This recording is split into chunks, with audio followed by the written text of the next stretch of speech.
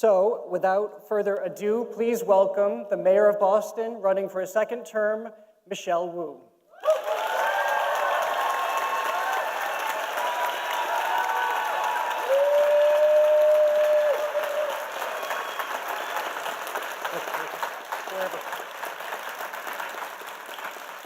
Well, good evening, everyone. It's so great to see you, although, as you all know, the stage lights are so bright that I can't exactly see anyone past the third row here, but I can sense the excitement in the room and the energy. So first of all, just thank you so much to all of the many organizations that came together under the Mass Creates umbrella to make sure that we had this evening. I'm going to try to keep my opening shorter so that we can get to more of the questions, and I'll just start by saying it's so important to have this conversation today and to be in conversation with the arts and culture community, because this is something that has been so personal to me my entire life. I am the oldest kid in an immigrant family, and before I could even speak words, the arts and music in particular were a part of our lives, as my parents really used music as a way to transcend language barriers, cultural barriers, and to find the way to be themselves in a new country with lots of unfamiliar people and barriers all around. And so as a child and later on as someone who was making my way through life, it was always important to me to stay connected to the arts, and I still feel most myself when I'm in front of a piano. I learned piano only to accompany my mom, who's a singer, and so the arts has always been about people coming together to build community and to find and connect in the way that you can only connect beyond words, transcending all of the usual boundaries and boxes that we're in. As a city councilor, my very first assignment was to chair the city council's arts and culture committee back in the day. So over a decade ago, I had the chance to be part of the Boston Creates process, if any of you remember, way back in 2014, where for the first time in a long time, arts organizations came together, and there were lots of gaps and issues and needs to talk about.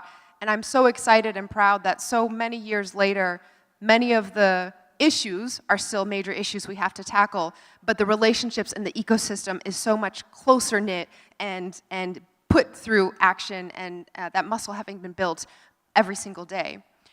I know that arts, as has already been said, aren't a nice to have, and I hope that we can prove that over the last 3 years our administration has demonstrated arts aren't a luxury.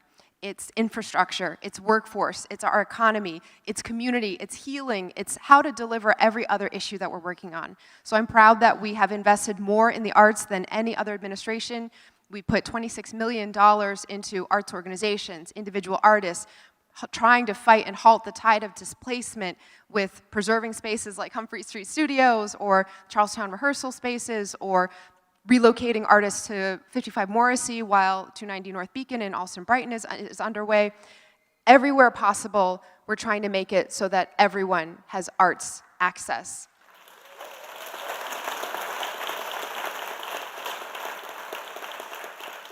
But most of all, I'll say it's just something that makes my heart and all of our collective vision possible.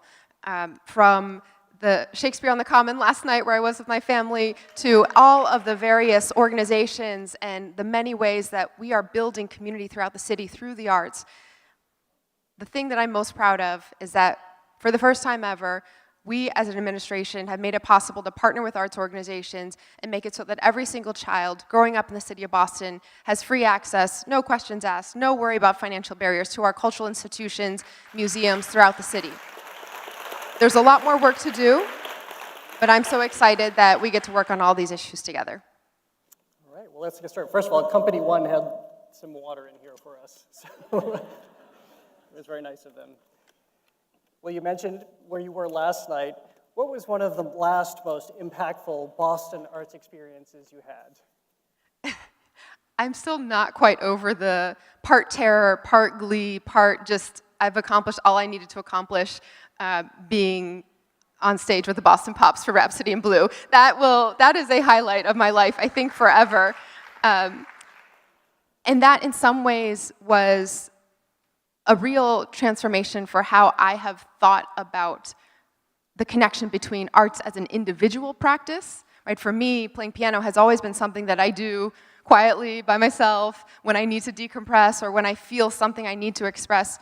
And as a policymaker, I was familiar with issues around rehearsal space or arts education or filling gaps or all of the various ways that artists are just human beings and residents who also need affordable housing and jobs and clean air and water and all of the things that we're fighting for our entire community.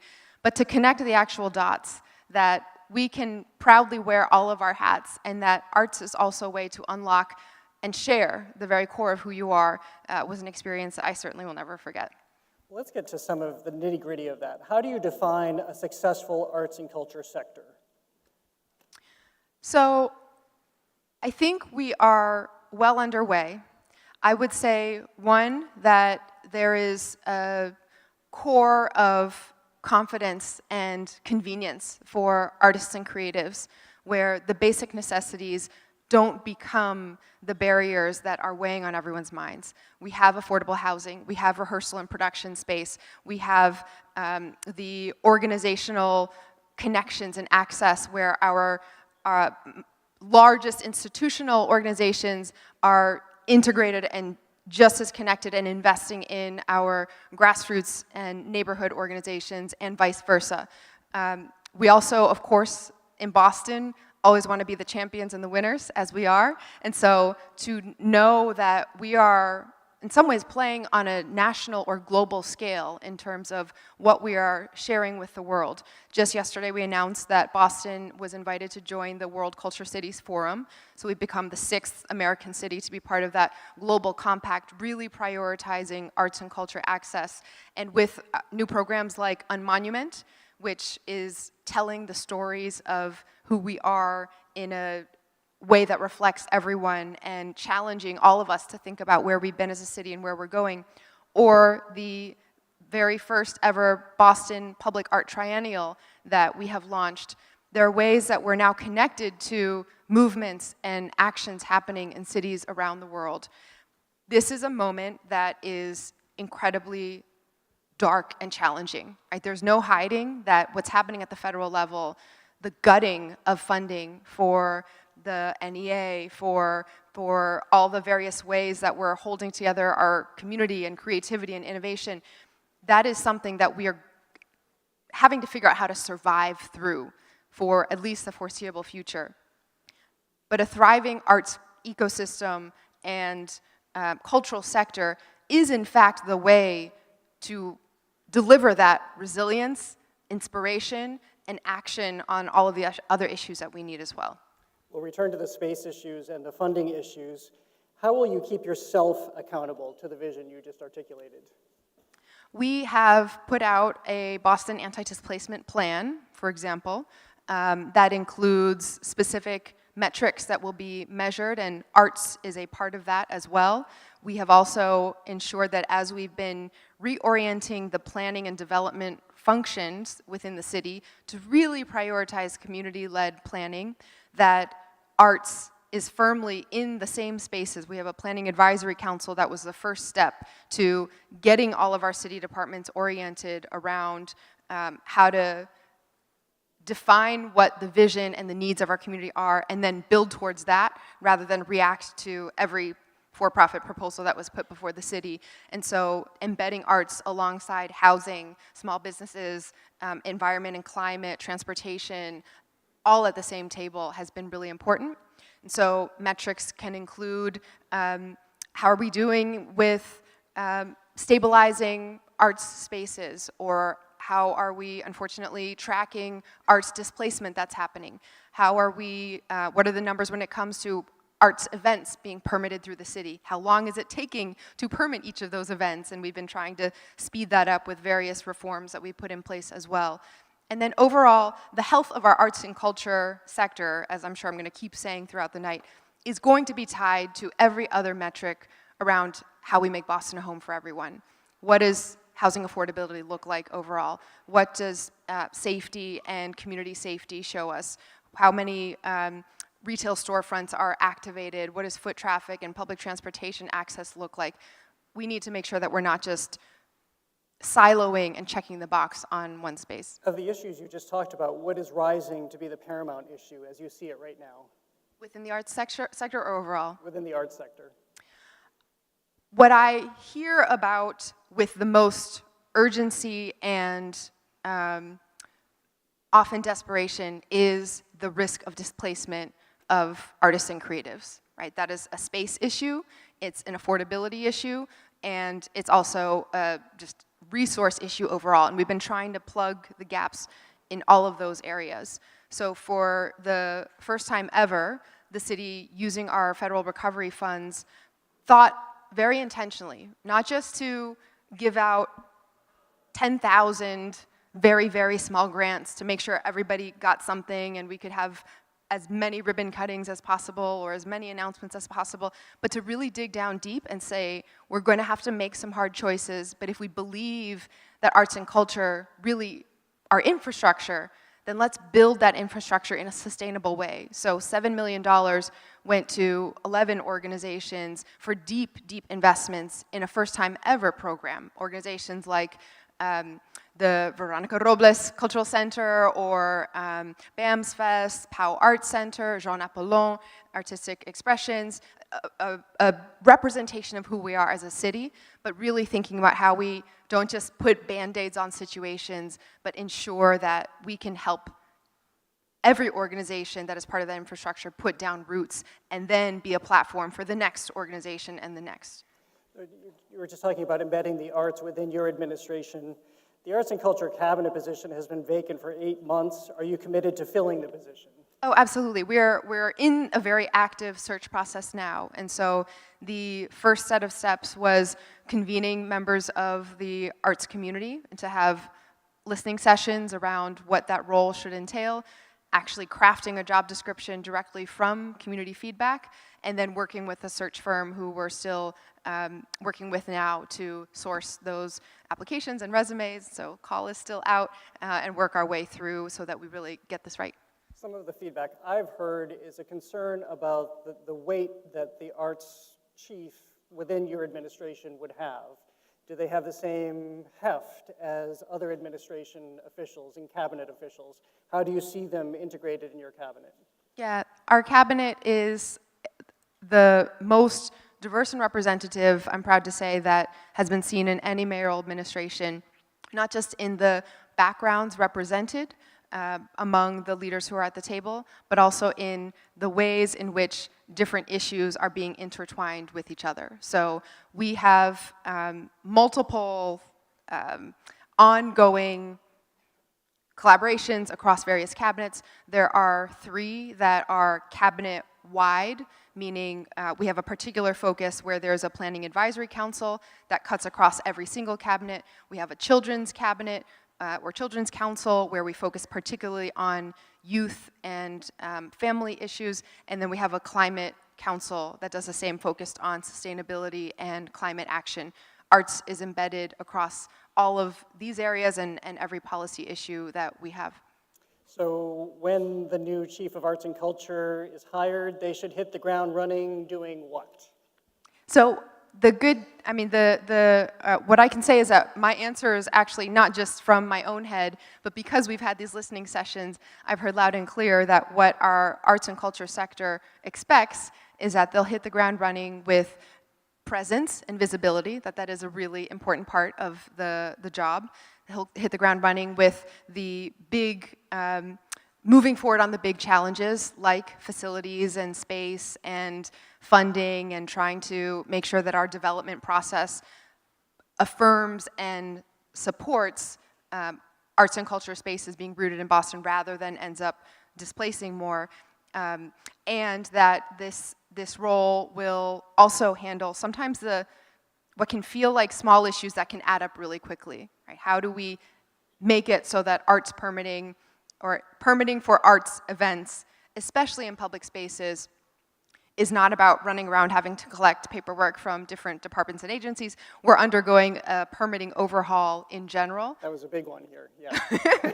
But things like having a different approach altogether, not just to make each permit work better and work more efficiently, but to permit outcomes, right? If we know that we want events in parks, if we know we're going to have block parties, if we know we're going to have concerts, if we know we're going to have soccer games or youth sports events, how do we ensure that there's a bundle together? And the Arts and Culture Chief will continue to be heavily involved in how we remake the organization to improve that.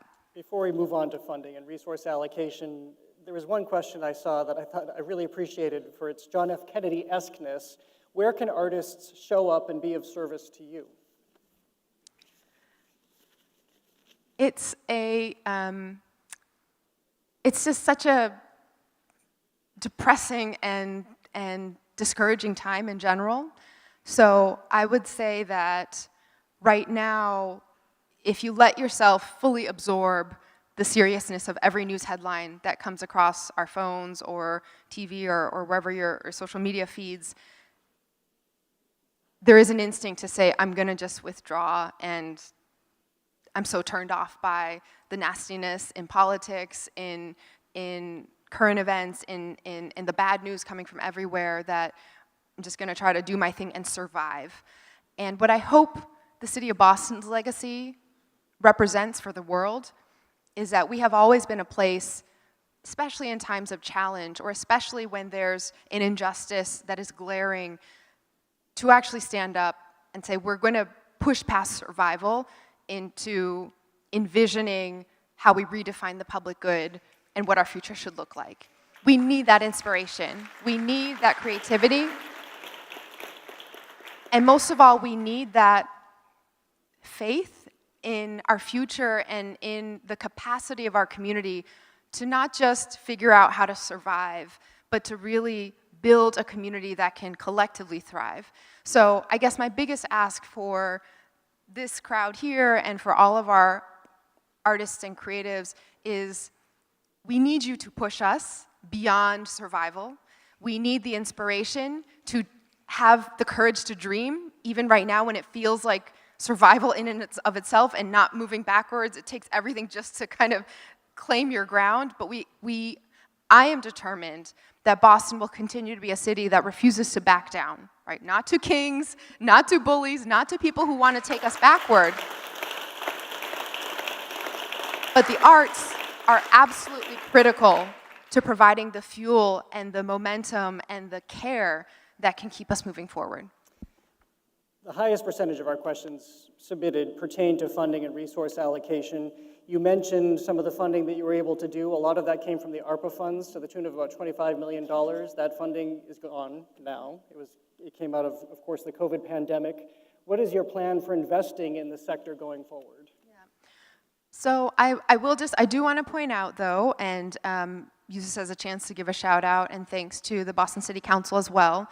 The ARPA funding wasn't predetermined. And so first, Boston was able to distinguish ourselves from other cities because many cities had to use that federal funding and plug existing holes just to survive and keep going. And because we have been focused on fiscal responsibility and have had a very solid budget, no matter what some of the headlines you will read from those trying to reshape the narrative will say, we were able to use the vast majority of our ARPA dollars to do something new or innovative or test and prove a new concept or build some infrastructure that would be lasting. And so the decision to allocate a significant chunk of that funding to the arts didn't happen by accident and wasn't handed down from some other level of government or an entity. It was a decision that our community made that this was as important as putting that federal funding to housing and job creation and other ways of recovering from the pandemic. That built a lot of infrastructure that now remains. And as an example, on the housing side, using federal funding to create a first-time home buyer program for those who are residents who live in public housing or are voucher holders to go directly to becoming homeowners, we built out the staffing, the processes, the testing and honing of that, so that now that is set, and as we have new funding, we've been able to replenish that with operational funds.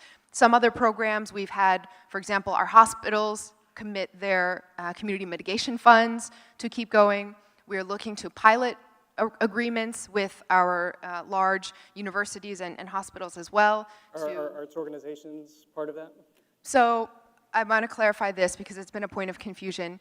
When pilot payment in lieu of taxes was put in place in 2009, this was a way for the city to say to nonprofit entities who still took up land and used city services, we are asking for some kind of fair share because you also benefit from city services. But because you're a nonprofit, none of that property is taxable, although it otherwise would have been generating lots of tax revenues. And so the formula of you have to pay a quarter of what you otherwise would be paying in property taxes if you were a for-profit versus nonprofit, that was applied to hospitals, university, and arts institutions. I have never felt like arts institutions were in the same bucket as hospitals and universities.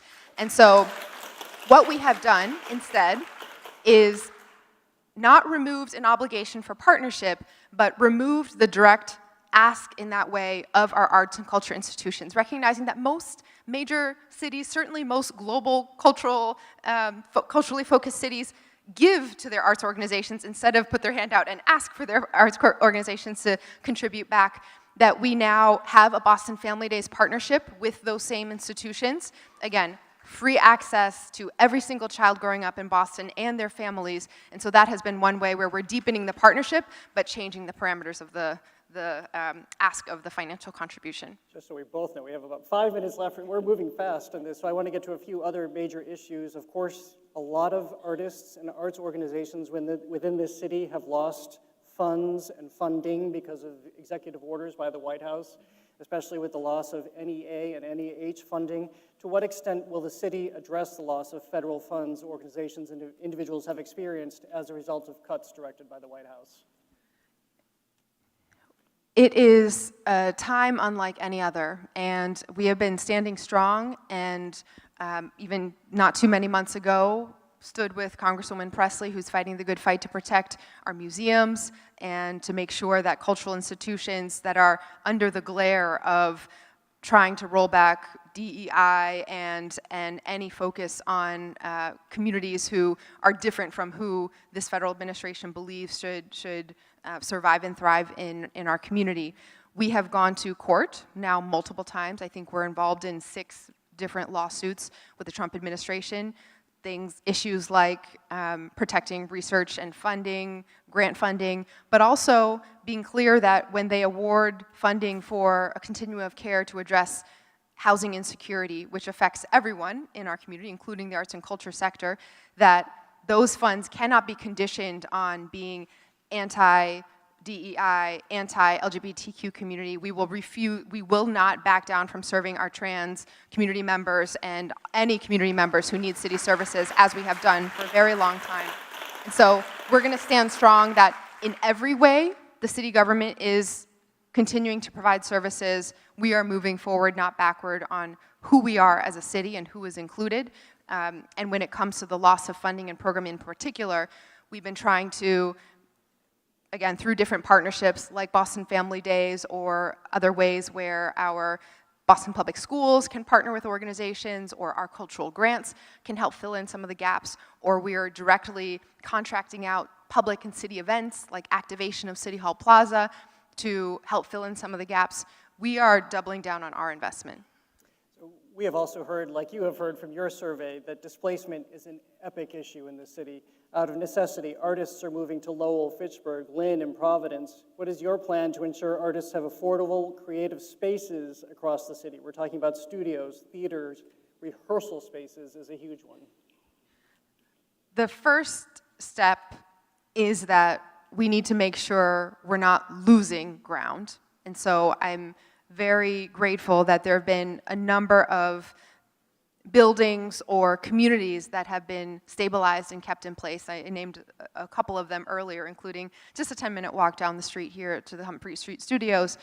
But where it comes onto our radar that a development project or a purchase and sale of a building might have a direct impact in artist displacement, we have jumped right in, provided city funds, helped to negotiate terms, and where even in the case of Alston and Dorchester, relocated artists temporarily with another space while a space is redeveloped with the guarantee that artists and the rehearsal and production spaces will be able to go back in there.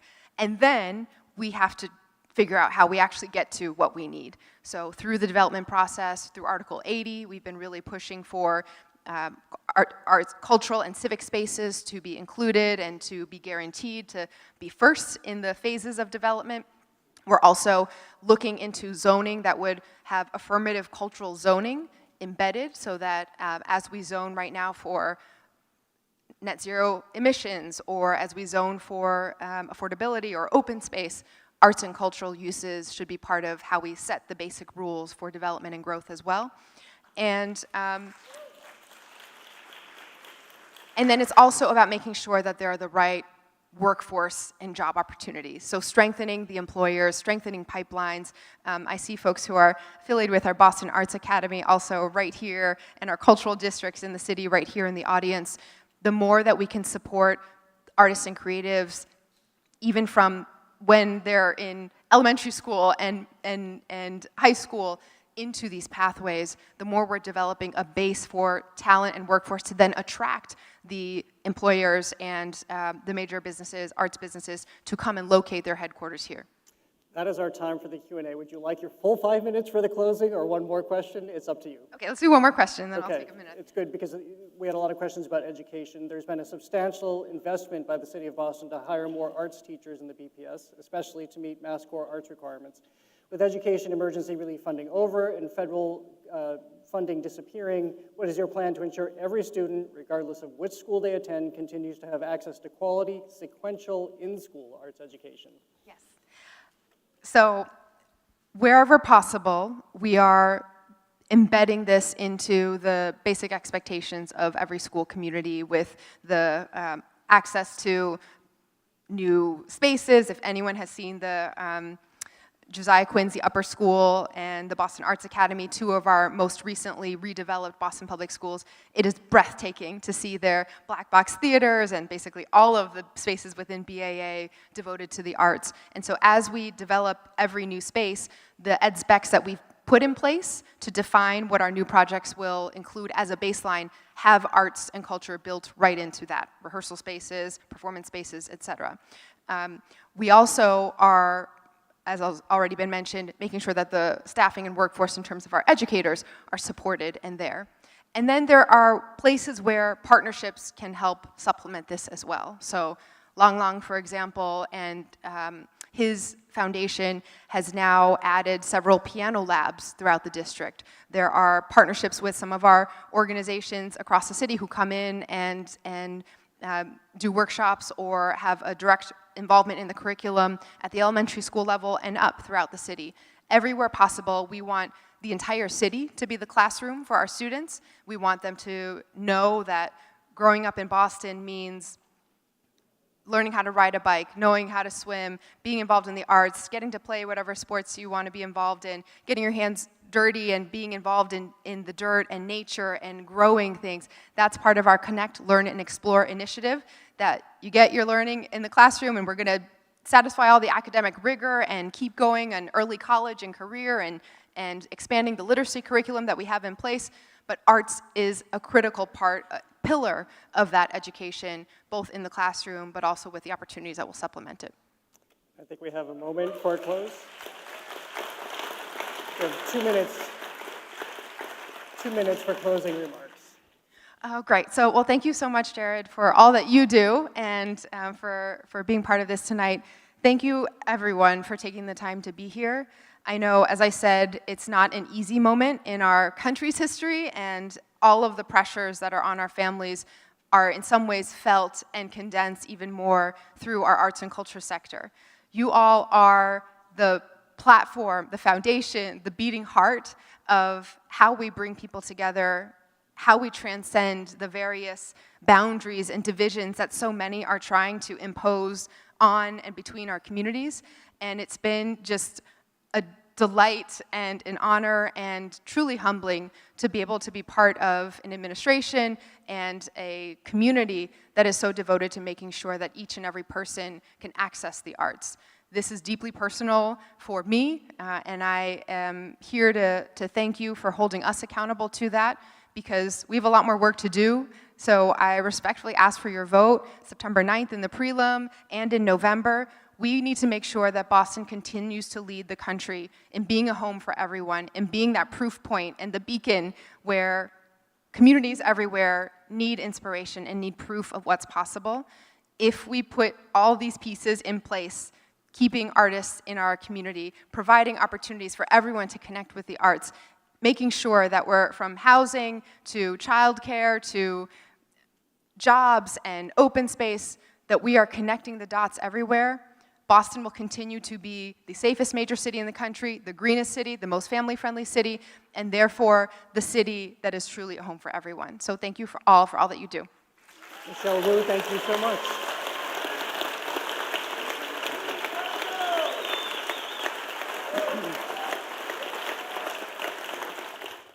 Our next conversation, candidate for mayor, Josh Kraft.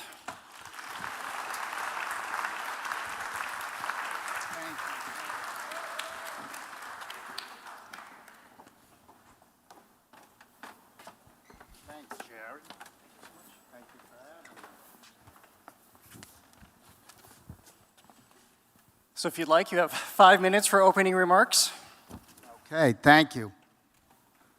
So first and foremost, thank you, Jared, and thank you, Create the Vote, and of course, thanks to everyone here who's come out, given me the opportunity to share my vision and my experience and my love of the arts and the impact I've seen it make on so many people throughout my life, including my daughter, who's an expressive arts therapist and singer.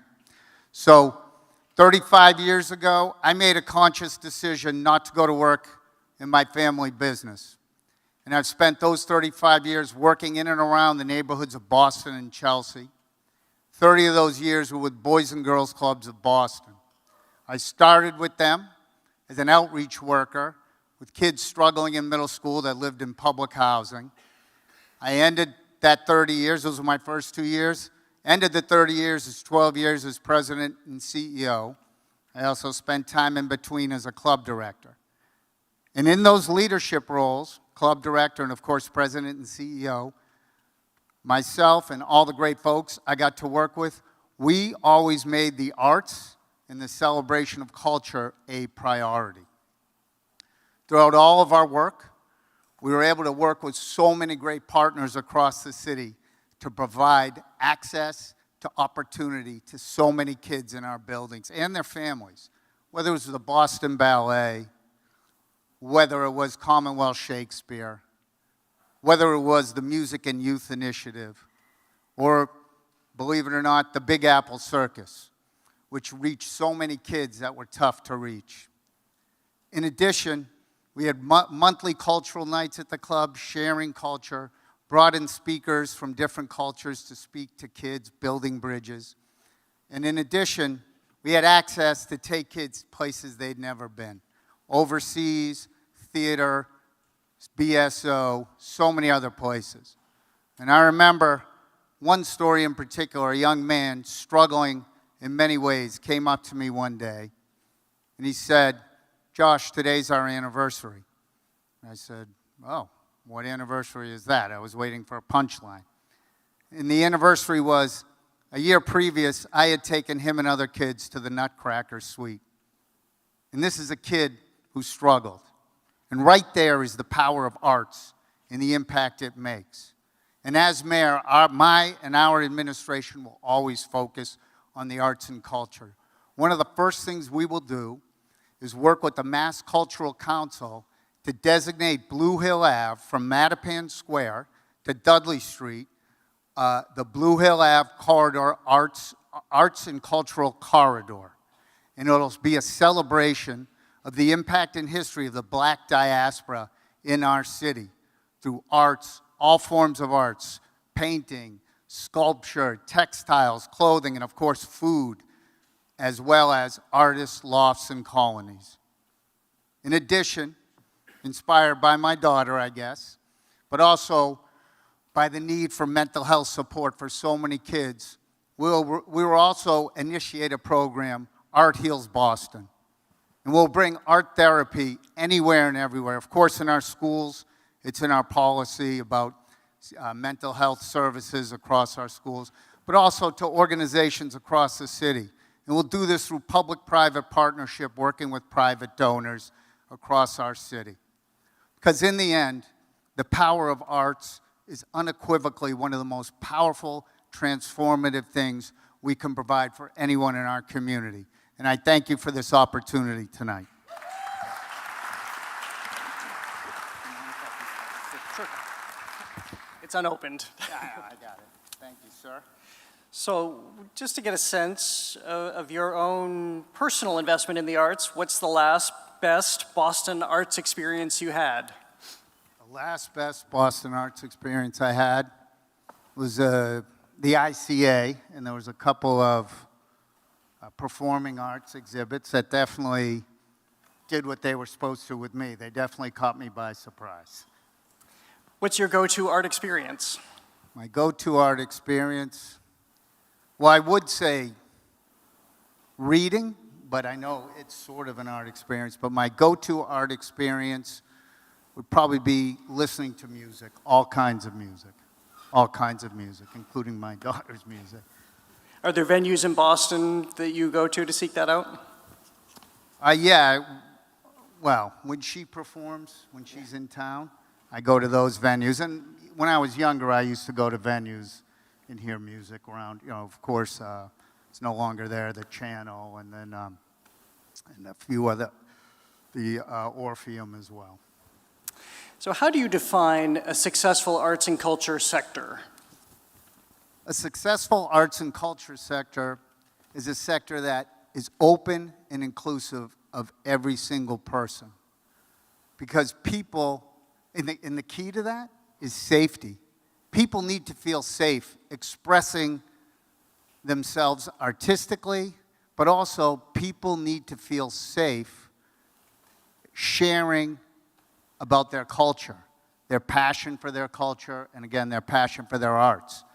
And in order for that community to thrive, we need to make sure we're leading, and leading with safety, and leading with inspirational safety, so people want to do it and that they feel safe. A lot of organizations and artists feel that they're not safe right now because anything related to DEI efforts is targeted by the White House, and they'll lose funding for it, they may lose programming for it. How can you address that? We'll address it by making sure that anyone connected to the arts world, and if it's DEI, the DEI arts world, that they, as I said at the beginning, are safe, accepted, and supported in their artistic expression. And you have my word, we will do that. And we'll work with our private donors in the city to find funding to support them. And we'll work with our mass federal delegation to support them through, we know that there might be pockets in DC that could help them, because there's also, we're talking about crazy, ridiculous cuts to those programs.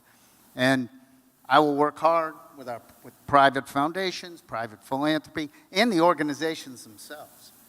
As mayor, I'll have a platform to speak loud and proud about the work they do and the impact they have on our community. Which means potentially standing off against the White House, which you are prepared to do. Yes. How will you keep yourself accountable for your vision for the arts and culture sector? We'll keep our administration accountable by being open to everyone. I think, and I know that we talked a little bit about metrics. So with art metrics, and I'll answer the question this way. With art metrics, obviously you can have surveys, how many people came to this exhibit, or how many people enjoyed it or weren't wowed by it. But the real way to measure the impact of arts and cultural experiences is through word of mouth, through stories, through town halls, through events like this, to hear from people, to understand if their needs are not being met or they are being met. And we will make sure our administration and our chief of the Mayor's Office of Arts and Culture will be in those rooms to hear from those people, to learn from them, to listen to them, and to be held accountable to them. So as we've discussed in the prior conversation, the Arts and Culture Cabinet position has been vacant for 8 months. You just mentioned that that would be a person in your cabinet. Who are you looking for? What is the role that the Arts and Culture Chief, is that what you would call it, would have in your administration? So it's a crucial role. And first and foremost, when we hire for that position, we're going to make sure that we get great community feedback from the community arts stakeholders, from all different realms, from nonprofits to community groups that celebrate art, to individuals that really have taken an interest in arts across, and culture across the city. And we want someone that can inspire people, but also might be supportive of unconventional arts as well, so everyone can express themselves. And, as we just said, we want that person to be accessible, so they can hear from people and be held accountable from our residents. And that's the vision that we will carry forward. I know Ms. Elliot Ortega was an incredible leader. She showed up passionately throughout the city, celebrating arts and culture, and making sure that people's needs were met and that we were celebrating the power of art and culture in every neighborhood. When that person is hired, they should hit the ground running, doing what? Establishing the culture, I mentioned, Jared, a culture that's accessible, a culture that can be unconventional, and a culture that can be inspiring as well. And when I say inspiring, they need to be out there encouraging folks to feel safe through their artistic expression and through their cultural expression. And a program that we will implement through this new person is that we hope is a vehicle that can demonstrate the power of accessibility, inspiration, and unconventionalness, I guess. I don't know if that's a word. But it's a program called All of Our Roots. And we all know that Boston is such a diverse city, a city of neighborhoods. And there's such a diverse fabric of people in every single neighborhood. We want to create a program, All of Our Roots, that will celebrate the diversity of our neighborhoods, but also build bridges by celebrating both cultures and arts at the same time. For instance, we might have a Latino dance and music night, and the catering will be done with Vietnamese cuisine. Or we'll do a fashion show that celebrates the unique diversity of our entire African diaspora in the city of Boston. And we hope that's inspiring to people. We hope it creates that safety and a different way to do things. And hopefully that's a launching point for folks that want to get involved to add their own thoughts and ideas to our chief. What would be the role of arts and culture within your administration? Would they have the same responsibilities, the same influence and power as other cabinet positions? I did comb through, and my team combed through, and didn't see that you had an arts platform as you've articulated some of your other platforms for your candidacy for mayor. Yeah, so the first question is yes, the chief of arts and culture will have a cabinet seat, definitely, once they are hired. Secondly, we are working, as I just shared, a couple of sneak previews of our policy platform that we are working on now, and that I was happy to have a lot of input in. So, look, we know that the city, our city, as many cities, we're coming into hard fiscal times. I think the prediction was losing $1.7 billion of commercial real estate revenue over the next 5 years. So we're all coming into tough fiscal times, but I will commit that arts and culture, our Office of Arts and Culture, will always have money in the city budget. And the chief will have a role, because in those tough times, I think celebrating culture, celebrating arts, celebrating the diversity of the city is something that might hold people and get people through tough times. Can you shed more light on what kind of budget, how that allocation will be made? I can't tell you a number right now, Jared, but the allocation will be commiserate with the programming needs of our chief and how they, when they sit down and talk to me and others, the CFO, we'll figure out a path forward on how their budget can best meet the goals of our programming. So the highest percentage of our questions submitted did pertain to funding and resource allocation. Can you talk a little bit more about where the funding will come from? A couple of times this evening you've already mentioned the private sector or donations. How does that factor into funding for the arts? I think it's crucial. And I think there's a lot of folks in the private sector that, like everyone here, like we've talked about, they believe in the power of the arts. They've witnessed the power of the arts probably in their own life somehow, and I think it's working those relationships, talking to those folks. We also have great foundations in this city, private and corporate foundation, that have history supporting arts programming, and we would rely on them. And sometimes when you work with the funder, sometimes those folks have ideas on how to make something you're envisioning more of a reality and how to help you operationalize it. And that's something we will do. In addition, because we talked about the federal cuts, and we're going to have to. And that's one of the major questions that we had. How can you ensure long-term sustained investment in the arts? Because again, this is a sector that's realizing that the ARPA funding has run out and that they are at the whims of now changing administrations, and funding they relied on through either the NEA or the NEH could disappear at any time and may not be restored. Yeah. So long-term, if we say long-term, hopefully in 3 years, a lot of that funding will be returned, or what, 3.5 years. But in addition to that, we would have a vision, another policy share, a sneak preview. Boston Arts 25. We'll have a 25-year strategic and long-term vision for arts in the city of Boston. And whether, including our own work at City Hall, as well as the organizations across the city that are arts and cultural organizations.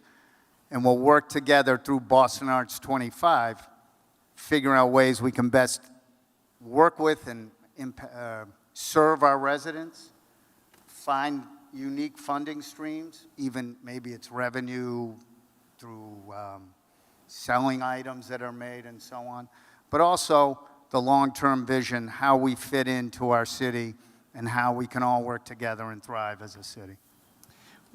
This is maybe a variation on a question, but to ask you directly, does the city have a role in meeting the cuts that organizations and artists are feeling right now as a result of executive orders by President Trump?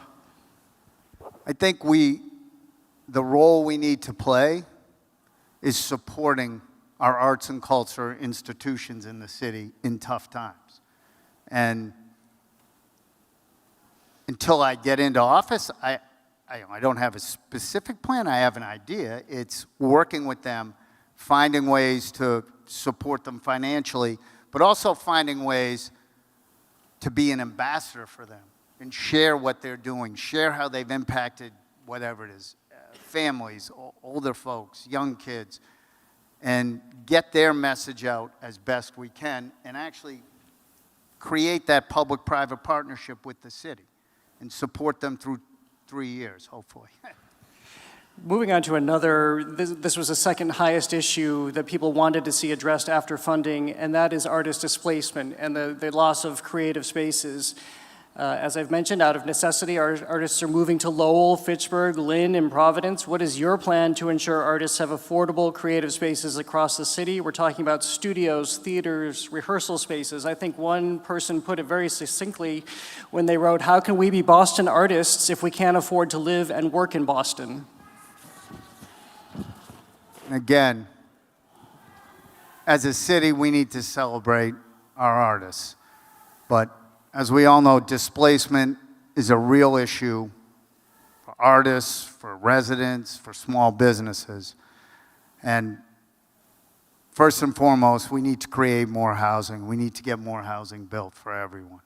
But when it comes to artists and displacement, I have a few answers. The first is sometimes, and I've heard this with residents, small businesses, and I'm sure it's the same with a lot of artists, they don't find out about that they're being displaced till a new project is already permitted and ready to go. So they wake up one day and find out like, wow, I'm losing my space. As a city, we need to include anybody with the potential to be displaced at the beginning of a planning process. They shouldn't find out about a process because they're going to be part of the process. And if we think displacement could potentially happen, we need to support them in finding a new space with resources, both coaching resources and financial resources.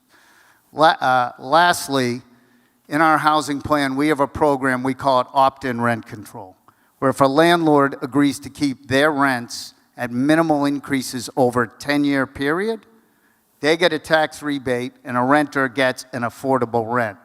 We have talked about doing that potentially in commercial spaces as well, especially for small businesses, artist lofts, art galleries, and so on. So this is a plan that you've articulated, or are beginning to articulate with developers as... Sorry to cut you off. No, when we developed it for housing, we developed it around a table, and it took a long time, a lot of hours of grinding, pencil work. We had housing advocates around the table, landlords, and developers, and that's the program we came up with. And actually, one of the landlords who has over 500 units in the city of Boston has already agreed to be a part of the program. How do you maintain that as a long-term solution? Because one of the major issues that artists, musicians, et cetera, face is knowing that if somebody else should come in and buy that building, then suddenly they're out. Versus, I mean, the ideal scenario for them is ownership. If it's not always affordable, so what's the second best alternative to guarantee long-term space? So first-time homebuyership programs, and our first-time homebuyership program, we are increasing the eligibility for it. Right now, there's a lot of folks who work, who make just too much money to qualify for a first-time homebuyer program, yet they don't have enough to buy a home. So our program is going to increase the eligibility, the income eligibility, so more people so folks that can't afford to be part of the program but still can't buy a house can be included in our programs. And then how would that work on the commercial side for, say, a gallery or a band looking to have their long-term music rehearsal space? So we have not talked about that with commercial space. We have just started talking about the commercial spaces as being part of the opt-in rent control program. Let's move to education. There's been a substantial investment by the city in terms of education. Obviously, there are cuts, there are changes in notions of what should be taught and what can be taught. What is your plan to ensure every student, regardless of which school they attend, continues to have access to quality, sequential, in-school arts education? Again, it's essential.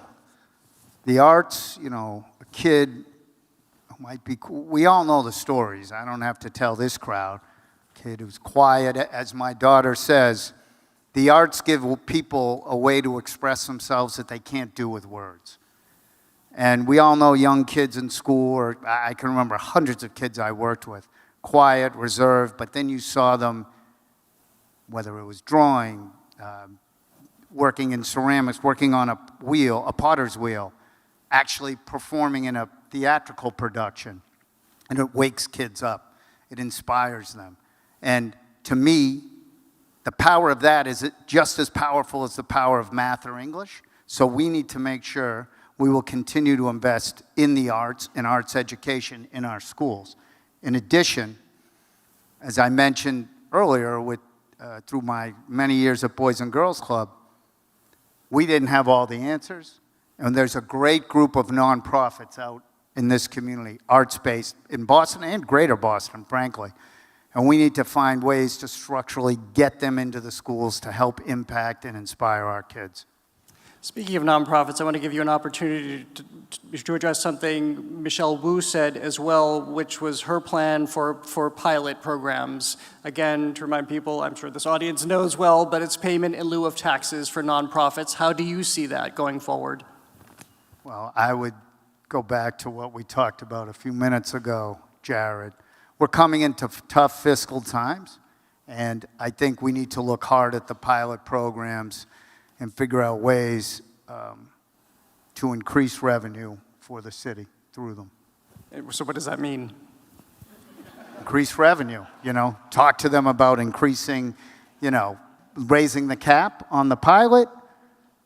Other ways, one idea, it's a school idea we've had, which wouldn't necessarily, I'm not going to name any, let's just say the Strand University in Boston. Let's pretend there's a big college, university with a great graduate school of education, okay? So they have their pilot cap. Maybe we say to them, look, we're spending X amount a year on substitute teachers in BPS.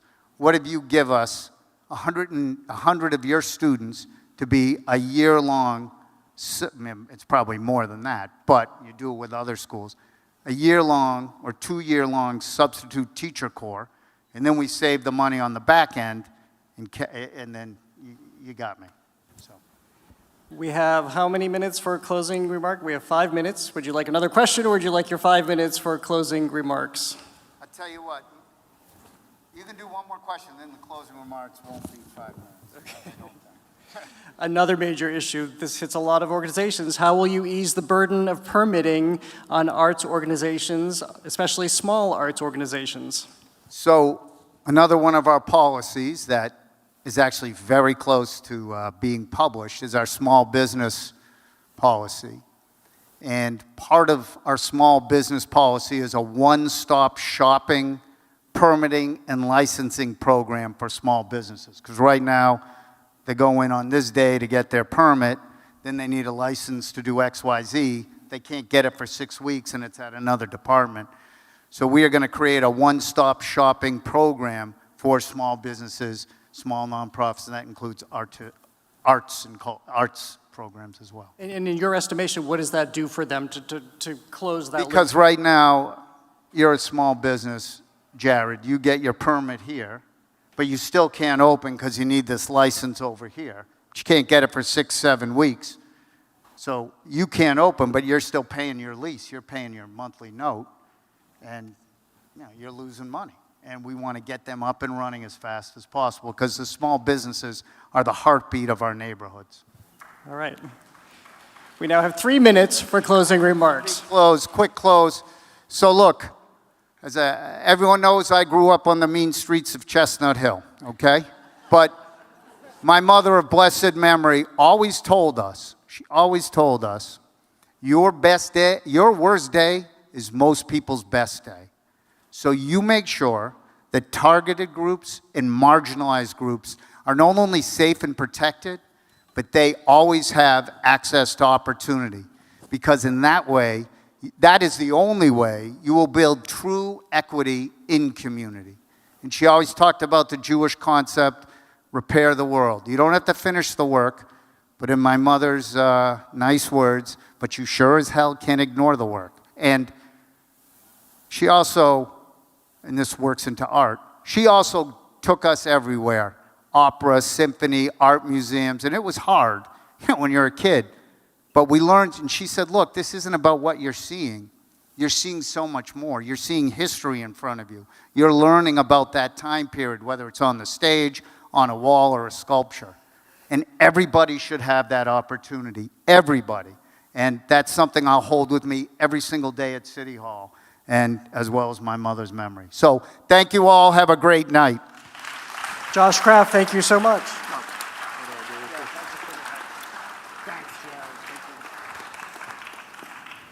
Please give a warm welcome to our next candidate, Domingos DaRosa.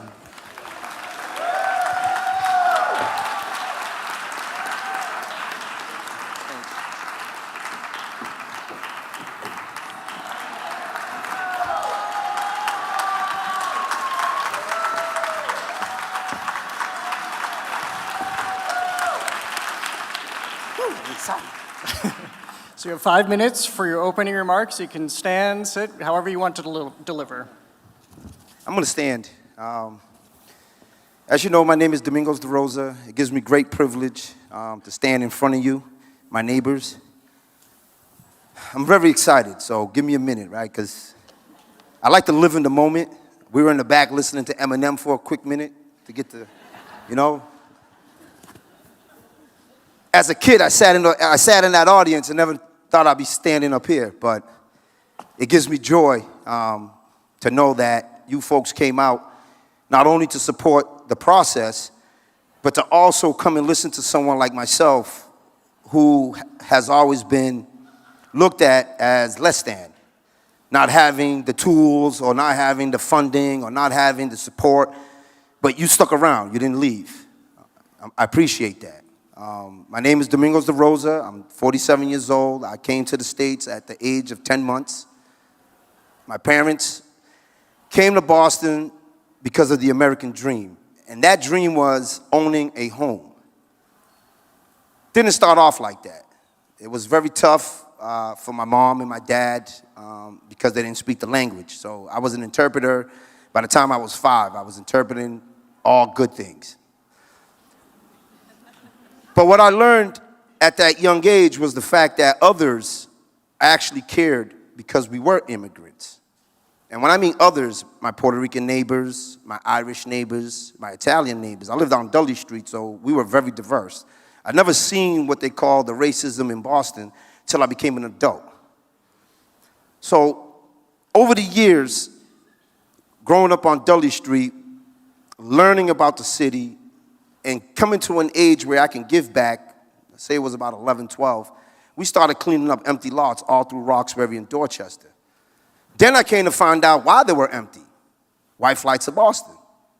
What is that? So I go back and research it, and I find out what really went on. And that gave me more inspiration to help out even more. I'm a Boston public school survivor, not a student. I didn't learn nothing. I survived. I'm part of that 73% failing today. And that's something that I hold dear because I see the same children in those same classrooms doing the same thing I did. I was bused to East Boston to learn Portuguese. I'm Cape Verdean. We didn't have classes for Cape Verdean kids. So we had to go to East Boston. So I was bused to East Boston where I made tons of friends. Came back to the Emerson on Dudley. Went to the Dearborn.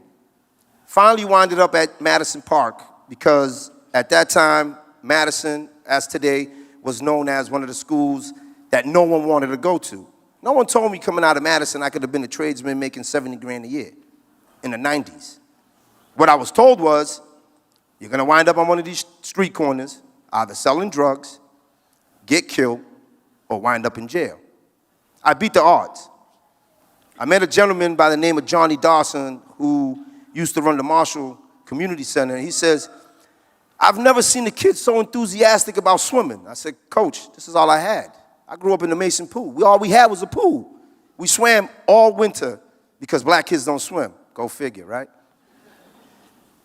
I got a job at 16 in a program called Safe Haven. It was out of the Harlan School on Geneva Ave. I met some of the toughest kids I've ever seen in my life, but they were kids, 7, 8 years old. How can a 7, 8-year-old be so tough? So I go and find out for myself, and I see conditions that were happening in their homes. I opened up my home to the kids in the neighborhood. I spent the last 35 years of my life giving back because of the kids that I met. Single mothers who had nothing to give their kids but hope. Single mothers who fought the system to keep their kids out of DCF, to keep them out of prison. And here I go back to my immigrant mother who has no clue of what's going on at school. I left Madison, I can barely read. I can barely write, but I can damn fix a car. Went to Franklin Institute, graduated in '04. While I was there, I met some more kids. I was the grandfather in the class. I'm 25 with 18-year-olds. It's a weird combination, but it worked for us. I call it the Dirty Dozens. So what I'm saying to you guys tonight, I'm excited to be here for a few reasons. I have my oldest daughter sitting in the back. She gets to experience this with me. She gets to see what it looks like when you put the effort in. That translates to other people. That gives other people hope and integrity to get into the game, to get to be a part of the system, to change the system. Boston is very unique, but we can't continue going down the path of the influential and the rich. We need to give it back to the people who have been here on the ground level making a difference. Let's go. We get to continue the conversation right here. What's the last best arts experience you had? In all honesty, I haven't. I mean, the only time, we got to go to Museum of Fine Arts was as students, and then other than that, we had no interest. No one explained to us what it was and what it meant. It wasn't part of our culture. I'm Cape Verdean. We don't have any art in Boston. So it was very hard for me to be attracted to something that was never a part of my culture here. Like I said, I came at 10 months, so I didn't really get to see it till I went back to Cape Verde, and everything is beautiful. The arts are everywhere, but I can't find none of those same arts here. I've experienced some art, but never fully grasped it, but it wasn't in Boston. It was in Concord, where I sat on the school committee for 3.5 years, and I show up to these art events, and these kids are making pottery, and they're only in the 3rd grade. I go to the Holland School, we don't have an arts class. So, like I said, I've never truly experienced, even the Isabel Stewart Gardening Museum. I never walked in there and felt like I belonged, because 9 out of 10 people there didn't look like me. So in your administration, how would you change that so that situation is not repeated for other young people? I'm going to the Arts Museum with the kids. I'm going to make sure they understand what the importance are in their culture, so they can see how art is your culture. Art, food, music is culture. And Boston has a way of killing cultures by killing people's music, killing people's food, and we have to change that. How do you see those being diminished? I mean, we're right here on Upham's Corner. If you find any Cape Verdean arts hung around the neighborhood, let me know. We're on the main street. I haven't seen any Cape Verdean art on any of our main street, but if I go somewhere else around the city, you might find a few, but here on Upham's Corner, you don't really see the thriving Cape Verdean community as far as our art. Well, perfect segue into how do you define a successful arts and culture sector? I mean, when you see kids drawing on the sidewalk, I mean, you can't get no more successful than that. I haven't seen a kid drawing our sidewalks in Dorchester in so long. I mean, I used to play hopscotch, and I thought that was art. And I want to see, our young people be brought into these spaces, not only through our school system, but giving them an opportunity to understand within their own communities, at home, that there's art. And a lot of our parents, again, my parents worked 2 jobs, so going to the Museum of Fine Arts wasn't a choice for us. So how would you, what would you make a priority in your administration for the arts and culture sector and programming? I mean, I take $2 million for the overtime from the police, I'm just thinking. $2 million from the police overtime, put it in the school system, that's 10 teachers. I'm just thinking. I mean, it's not hard. And what would you do with that money? I hire more teachers. I bring in retired arts teachers to come work in our libraries, to give parents who don't have daycare an opportunity to bring in their kids. They do it at the Faneuil Library in Austin, Brighton, and they bring in all these different activities for families, but our library closes, sometimes they're not even open. And you can only use them at certain times of the day. The Hyde Park is from 12 to 5, should be 7 to 10. Our libraries is our heart of our communities, and that's where we bring in a lot of these different arts.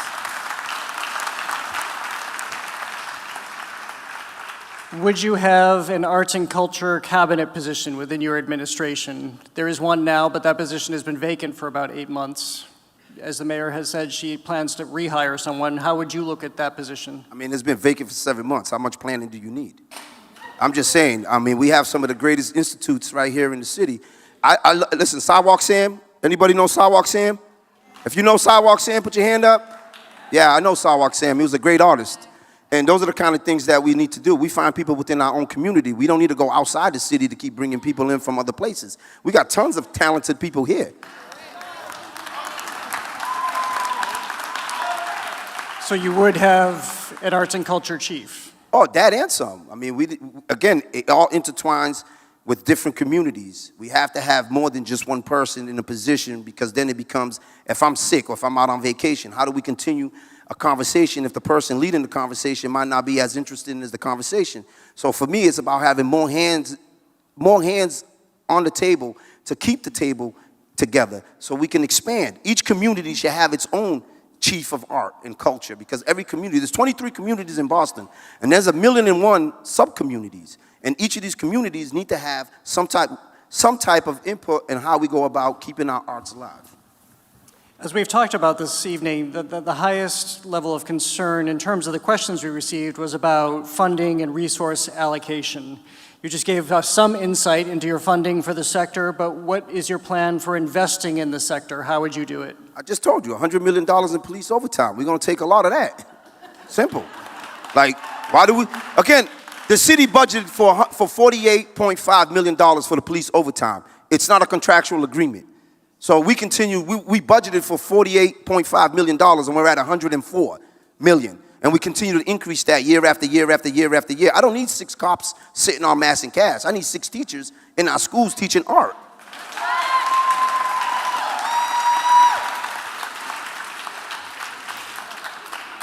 How would you address the loss of funding that artists and arts organizations have had as a result of the federal funding cuts, largely by result of executive order by President Trump? I go back to the police budget. I mean, it's something that we keep pouring money into, but not really addressing the issue. We need more police officers. We need to hire more civilians. We need to make it more where we are using our funding, like my dad used to say, and he's a conservative because he was cheap. He was poor. It wasn't cheap, he was poor. He would use $1, would go to Haymarket, come back with a bag full of tomatoes.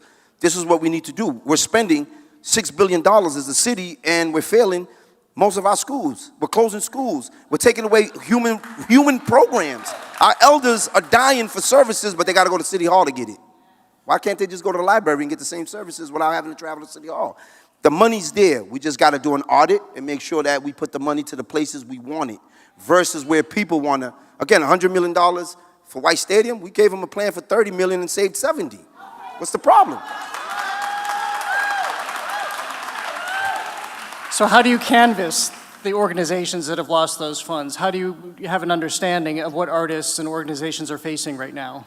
I bring them into the schools. These same programs, I run a Pop Warner program, and I tell everybody the same thing. School building.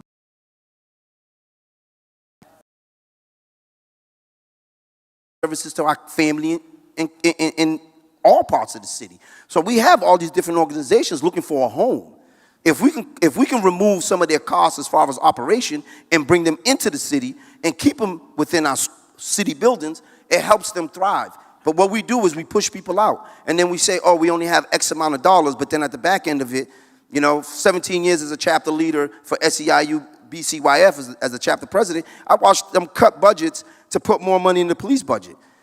$250,000 goes a far way when you go into a school building in the middle of a war zone. But the city doesn't do that. The city rather take it from a war zone and put it into a budget that keeps increasing, but their services don't change. So we've talked a lot about the allocation of money from the police department. How do you determine where that goes? Is there an order to which that goes? Is it education? Is it individual artists, small artist organizations? How do you figure that out, and what do you address? My top priority is education. That's where we start. That changes everything. You put education back at the top of the list, our children now become successful. We're not looking for low-income housing. Why? Because they got a career. We're not talking about violence because people now have something to do. They're not just sitting around looking for other economic opportunities. When you go to Mass Ave, 9 out of 10 guys down there are down there peddling drugs because they don't have a job. And if we gave them a job that sustained them, they'll be able to get off Mass and Cass. So there's a lot of little things like that we can do. So Again, I've been here. I've watched this city transform to what it is today. And I know that we can make it better by taking the opportunity of giving folks the opportunity to even speak. And that's what I've noticed in this administration. We don't get to speak. 2 minutes at a hearing. I just listened to you for 3 freaking hours. And I spoke for 2 minutes, and then you rushed me off the stage because you got somewhere else to be. I'm not looking to do that. I'm here to work. I'm here to make change. And I'm here to make sure that our children, first and foremost, see themselves in a position that none of us got a chance to be. And that's what I'm about. Anyone who knows me as Coach Mingos. And I tell them the same thing. My inspiration comes from you. Things that you want to do is the same thing that I want to do. I can't read, remember, BPS. You spend a lot of time with children. What is their greatest need, do you think? What's the reality of kids in this city right now? You really want me to answer that? Yes. Needles in their playground. Needles in their schoolyard. People shooting up in front of them at the Blackstone School in the South End. The Mason School in Roxbury. The kids in Orchard Gardens are watching people have sex in the playground. They can't really enjoy being kids. We got 7-year-olds dealing with things that no one should ever see. And the city's telling us it's getting better. I was crucified for bringing the issue to the table. Now it's a mayor conversation. But when I brought it to the table, everybody looked at me and was like, yeah, he's crazy, look at him. Now look, we got a 4-year-old that got hurt in Southie. You think that's fair to that kid? That he got to have a cocktail for the next 5 to 10 years? It's not one more test, it's a few tests. My 9-year-old that got pricked in 2022 still hasn't got a phone call from this administration.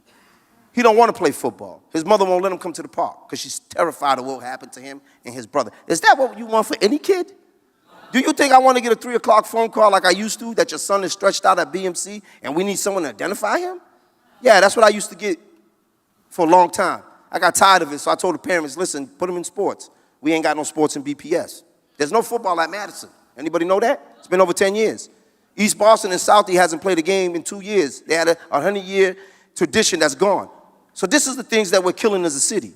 And then we expect our children to follow suit? And you think what they're doing in South Bay Mall is new? My generation did that. The generation before me started, but they had things to do. Double Dutch. Who here ever did double Dutch? I'm just saying. I mean, I can go down the line. How about cup stacking? I mean, dodgeball. So all these things is the simple things that we can do that cost us no money, because BCYF, my plan, BCYF and BPS will be one entity. And we'll provide services from 7 o'clock a.m. to 7 p.m. for any family. Amen. Single mothers, single parents, grandparents who are raising their kids to make sure our children learn to read. That's right. Reading is the most fundamental thing on this planet. I said this to my college professor who was only like 22 out of UMass Boston. I said, I don't want to be on the same page as you. She said, what do you mean by that? I said, your reading skills are way advanced than mine. Yeah. I said, so why don't we read the same book, and when you finish and I finish, we can talk about it. But I don't want to be on the same book. I don't want to be on the same page as you. I just want to be in the same book as you. And when you finish and I finish, we can talk about it. We always tell people we need to be on the same page, and you forget not all of us have the same skill sets. So how we change that if we're always putting each other down for what we don't have? Why don't we amplify what we do have? I see a beautiful community of all faces and all backgrounds. We cut our legs from under us when we told the federal government we're not playing ball. As mayor, I would have kept my line of communication open. I would have negotiated with the federal government, and I would have let Boston police handle how we go about doing things humane. And the guy would have got the desk in the back with the phone that don't work. That's the kind of things that I'm looking at. I'm looking at how we can make this city come together versus separating the city. I've never seen folks from West Roxbury show up in Roxbury at a shooting, or vice versa. Let's change that. Let's support each other throughout our 23 communities on all our conversations, because our children unify us. Our schools unify us. Grandparents, parents, children all have the same interest, just at a different age. So I'm asking you guys, look, I want your vote, but I'd rather have your friendship, because that means more to me. I'm not here to persuade you to vote for me. I'm here to let you know what I see and how I see it and how I feel about it. My passion comes because I survived BPD. I survived BPS. I survived Boston as an employee who sat there and gave 110%, but then I was pushed out because my supervisor doesn't supervise the supervisor. I go to a meeting for another meeting. Nothing gets done. So how do we change that if we continue to allow the same people to have the same conversations on the same issues? I'm very spiritual, little to little with religion. My mother's Catholic, I was raised Catholic, and I say to her, wasn't Jesus homeless? Wasn't he born in a stable? So why are we still fighting homelessness? So, Why? Because it's a cash grab. let me bring this back to the, no, that's okay. Let me bring this back to the arts a bit. You were just talking about negotiating with the federal government, that you would stay in conversation with the federal government. What would you say to them as they are trying to dictate what arts content should be, i.e. it should not be anything featuring diversity, equity, and inclusion content, but it should only be the newly defined values of the United States as per the White House? Well, everyone knows each state has their own constitution, and our constitution supersedes the federal constitution. So the way we go about it, again, is keeping ourselves in line of communication. I mean, the guy's only going to be there for a few more months. And we can play... 3.5 years. I mean, it'll go by quick. It'll definitely go by quick. Like, people are getting involved, so he might not be there for the next 3.5 years. But what I'm saying is, my dad used to do this to me and my siblings. Go ask your mother. Pop said, for you to give me $5. No, go ask your father. Pop, Ma said, and I'll go back and forth 3 or 4 times. Before you know it, I done forgot about the $5. And this is what I'm saying. This individual in the White House is causing destruction because he doesn't have anything else to do. He has never successfully ran a business. He has never successfully ran a family. He does not know what it means to have empathy and compassion. And he's going to learn it the hard way because no one wants to be the guy in the room that no one likes. And he's building that for himself. When everyone on his team walks away because they don't care about a job, we're dealing with the same thing here in Boston. We're dealing with the similar things here in Boston. Folks are holding their jobs versus holding what they're true to. And what I'm saying to us, let's amplify our children. So the next election, we have a group of folks who are coming in, 436,000 registered voters in Boston. The last election in Boston had 141 show up to the ballot. There's 243 undecided voters who have no interest in voting. That's an issue. That's what we need to be working on for the next election, is bringing up those numbers and increasing new voters. Our young people want to get involved, but they're too scared to ask how to get involved because we're too busy bickering over who is involved. Let me move this on to the issue of affordability right now. We had a very succinct question. How can we be Boston artists if we can't afford to live and work in Boston? How do you change the affordable housing issue? Okay, Menino did this. 65 Brookside Ave is a art co-op. The whole building is nothing but artists. And this is what we create. They just opened up a building in Hyde Park called the Pride Building, and it was for 55 and up LGBTQ community. We can do the same. We can give artists the opportunity to put in sweat equity.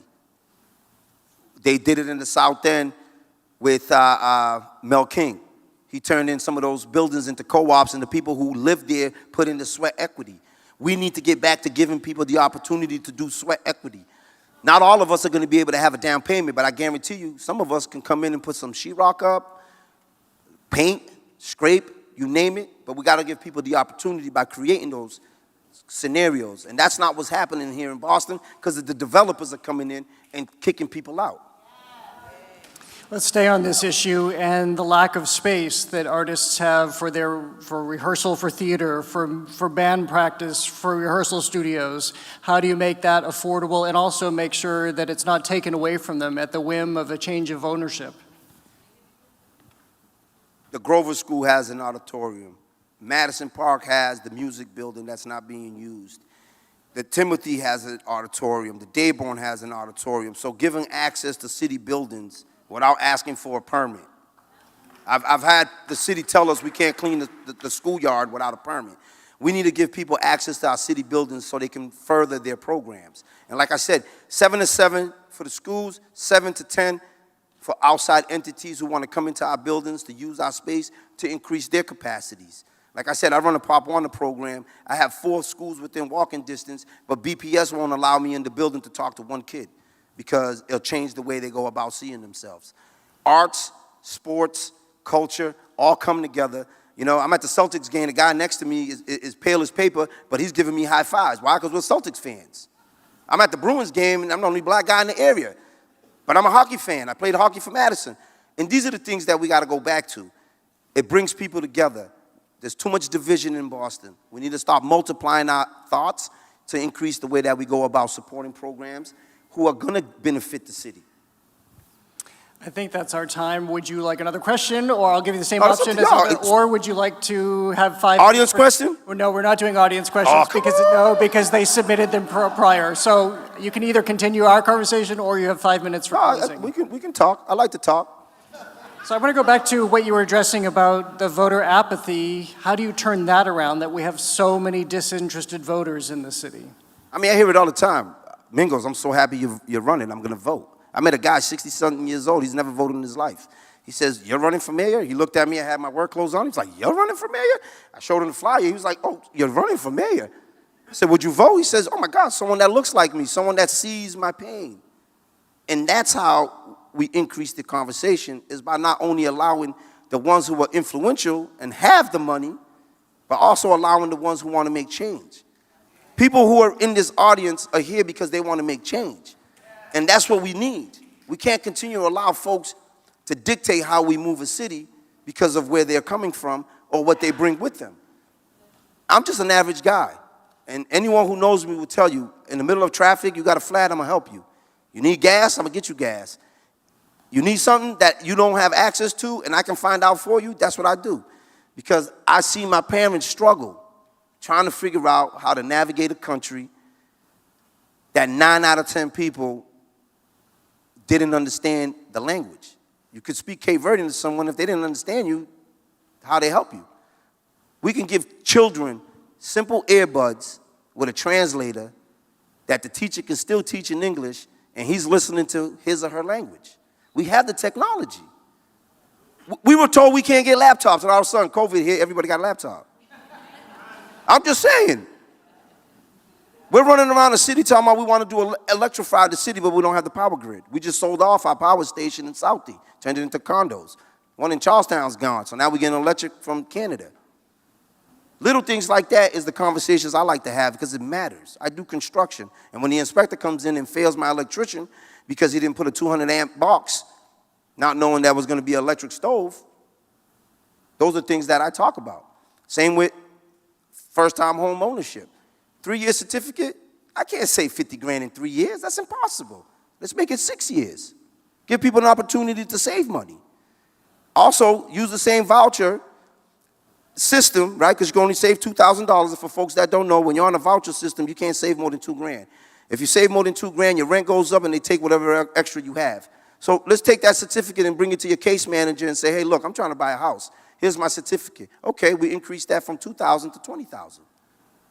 These are the things that I'm talking about because this is the truth.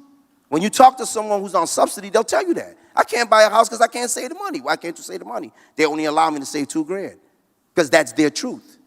And this is why I'm trying to educate us as a city about the truth, about what really goes on the streets where people are struggling.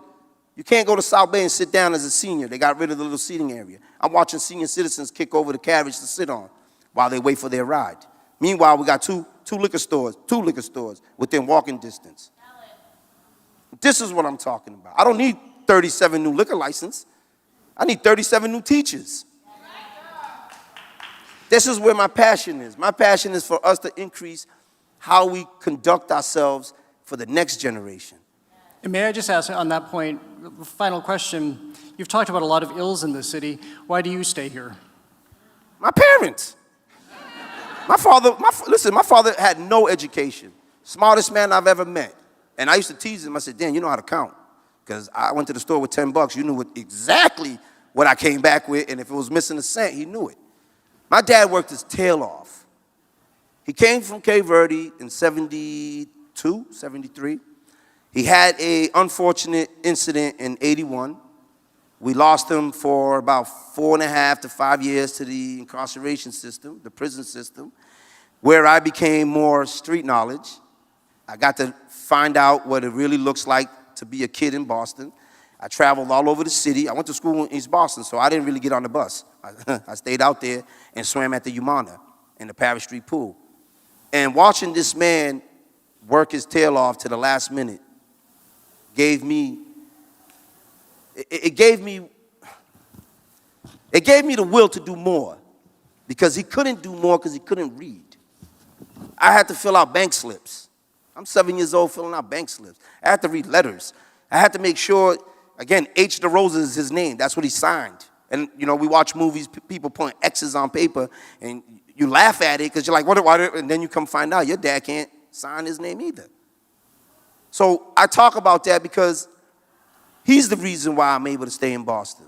Him and my mom. My mom's 79 years old, and I tell her the same thing every day. What you cook?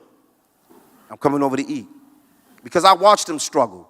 We used to go to the Pilgrim Church to get pantry food, not knowing we wasn't the only family.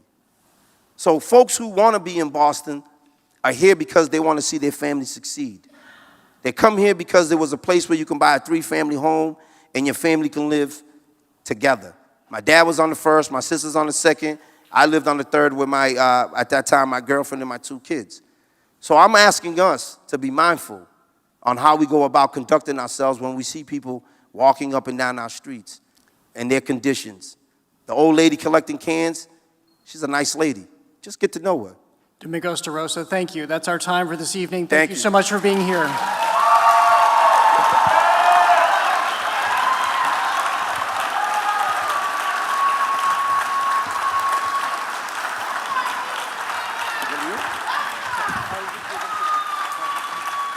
Well, now to close the evening, the first ever State Poet Laureate of Massachusetts, Reggie Gibson.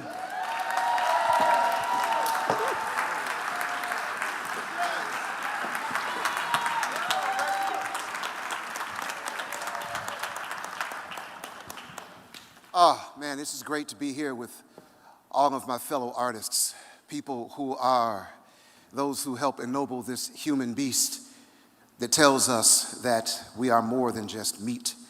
But even if we are just meat, it tells us that meat has meaning, and that meat has purpose, and that meat can stretch and reach higher.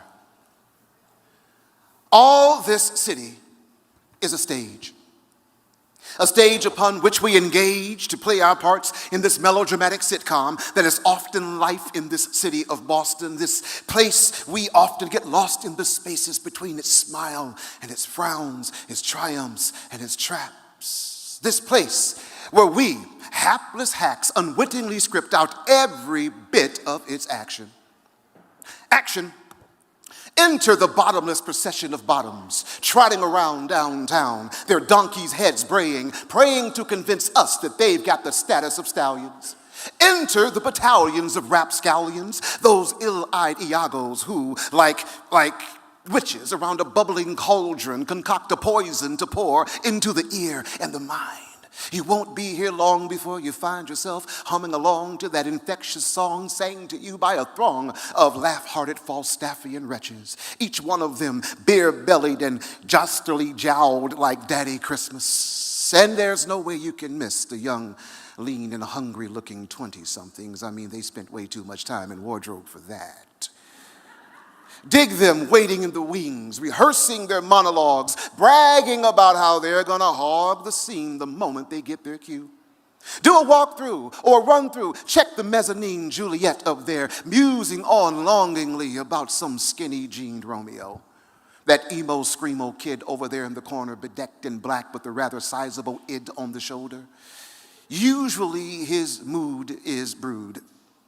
But watch how his attitude temporarily lightens as he watches her hand gently alight upon her cheek. He opens his mouth as if to speak, yet says nothing. He decides to send a DM instead. Hey, don't laugh too loud, or you'll disturb those PhDs over there, those poor Hamlet-like ditherers. who can't seem to get out of their own heads. Every day they come here and bother our wicked smart librarians, those bibliophilic antiquarians who, with Job-like patience, attend to their every academic whim by assisting them in diving into the musty, dust-pregnant pages of forgotten books. And look, off in the distance, Cantabrigian, it's the tower. Notice how it rises majestically, how it dwarfs the surrounding scenery. Notice how its blood brick red facade, its edifice, somehow manages to beautify the uber-manicured greenery. If you lean in and listen carefully, you can hear the muffled screams of undergraduate inmates as they are being lifted, upended, and suspended by young and tender, uncalloused heels before being slowly turned on professorial wheels and broken upon collegiate racks. Don't drink from that. That's the Charles River, man. The ever brown. See it steeping like tea as it meanders its way around before finally heading down to sea. And like the rivers Thames and the Avon, it too has watered many a word and song from the mouths of many a busker and bard. Then there are those poor Prosperos, those politicals who deign to direct this curious company of cantankerous Calibans. We, the capricious cast and crew, who elect them to keep this production up and running, and we all know that the moment they're in the director's chair, they're the ones we're gunning for, or ignore, or kind of sort of adore as long as the box office stays busy and the take stays fat. Truth is, they're more like the wranglers of a city that's going to be filled with the friskiest of cats, doing their damnedest to keep us from scratching the hell out of the inherited furniture. For sure. All this city is a stage. Political stage left, political stage right. Some at political center stage, dancing betwixt the red and the blue footlights. Others further down stage, nearer the groundlings, where the stench sometimes gets so bad it scratches the eyes and gags the mouth. But there is nothing like the funky chronic halitosis that is the open house. And, well, we all know that this rank stank will not stay there, that it will waft upstage, uphill, up to the cushioned balconies. Oh, yes, it will, for all this city is a stage. Check the playbill. You'll see we're all actors, I suppose. All players playing roles, singers singing solos, or part of a chorus of voices where we sometimes go hoarse or sing off key in the course of trying to belt out just a few lines that'll last as long as men can breathe or eyes can see. So slow down. Peep the scene. Take time to spy each eye, each face, whose sweat and work and toil, achieved or failed dream is the oil and spark and steam keeping the shining spectacle of a show on the road. So go out into this city, into this unsceptered cockpit of a commonwealth that stretches to hold the vasty fields within us all. Yes, yes, y'all. All this city is a stage. And tonight, the theater is packed tight. The audience awaits you with bated breath. The curtain is parting, and every moment is your moment to step into the spotlight. So take it and knock them dead. And oh yes, lest you forget, break a leg.